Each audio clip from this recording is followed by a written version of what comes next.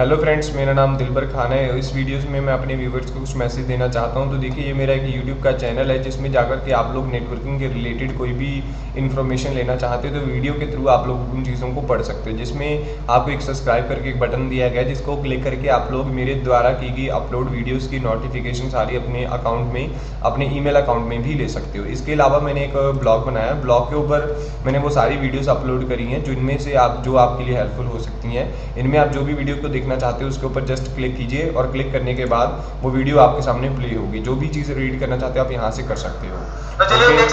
Then thank you. तो class यहाँ पे मेरे पास एक छोटा सा एक नेटवर्क बना रखा है मैंने, जिसके अंदर हम लोगों ने OSPF कॉन्फ़िगर कर रखा है। यहाँ पे 10 का नेटवर्क और यहाँ पे 20 का नेटवर्क है। तो सबसे पहले यहाँ पे प्रोसेस आईडी और एरिया नंबर के बारे में जानेंगे हम लोग। तो क्लास एक चीज याद रखिएगा, कभी भी जब आप लोग एक नेटवर्क क्रिएट कर रहे हो, एक बेसिक सा नेटवर्क बना रहे हो, तो उसमें आप लोग प्रोसेस आईडी और एरिया नंबर चेंज नहीं कर सकते।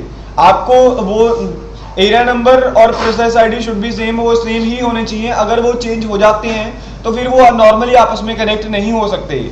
उनको कनेक्ट करने के लिए आगे चल के हम लोग कुछ सीखेंगे, बट अभी के लिए आप ये जान लीजिए आपस में वो कनेक्ट नहीं हो पाएंगे नॉर्मली। तो अगर आप लोग ऐसा एक नेटवर्क क्रिएट कर रहे हो, ये चीजें बनाई क्यों गई हैं? फॉर एग्जांपल अभी तो देखिए मेरे पास यहाँ पे एक छोटा सा नेटवर्क है।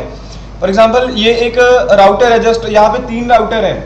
तो हर एक राउटर में जब भी आप लोग जाकर के देखोगे तो उसके टेबल के अंदर उसके सारे नेबर्स की इंफॉर्मेशन होगी, क्योंकि OSPF जो है वो एक लिंक स्टेट राउटिंग प्रोटोकॉल है। लिंक स्टेट राउटिंग प्रोटोकॉल क्या करते हैं, अपने सभी नेबर्स के सारे लिंक्स की इंफॉर्मेशन अपने पास स्टोर करते हैं कि कौन सा लिंक उसका अप है, कौन सा डाउन है, किस लिंक की क्या बैंडविड्थ है, वो हर एक चीज अपने पास डिटेल में नोट रखते हैं। तो क्लास अगर आप लोग एक छोटा नेटवर्क बनाओगे उसमें तो ओके, कोई प्रॉब्लम नहीं है, OSPF काम कर पाएगा। बट अगर एक बहुत बड़ा नेटवर्क है, अब मान के चलते हैं ये हमारा नेटवर्क जो है ये एक बहुत बड़ा नेटवर्क लाइक इंडिया का नेटवर्क है।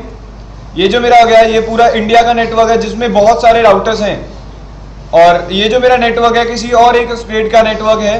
तो ऐसे करके हमारे पास ये 3 नेटवर्क्स हैं जो कि अलग अलग कंट्रीज के हैं। तो इन तीनों कंट्रीज के नेटवर्क के लिए अगर हम लोग सेमी राउटिंग प्रोटोकॉल यानी कि OSPF और सेमी एरिया नंबर और सब चीजें सेम लगा देते हैं, तो हर एक राउटर को दूसरे सारे राउटर्स की इंफॉर्मेशन रखनी पड़ेगी।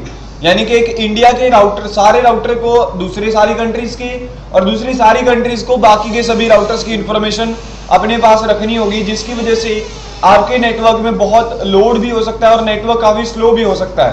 तो इसीलिए क्या किया जाता है, एरिया नंबर और प्रोसेस आईडी बनाई गई है ताकि उस जो ट्रैफिक को डिवाइड किया जा सके।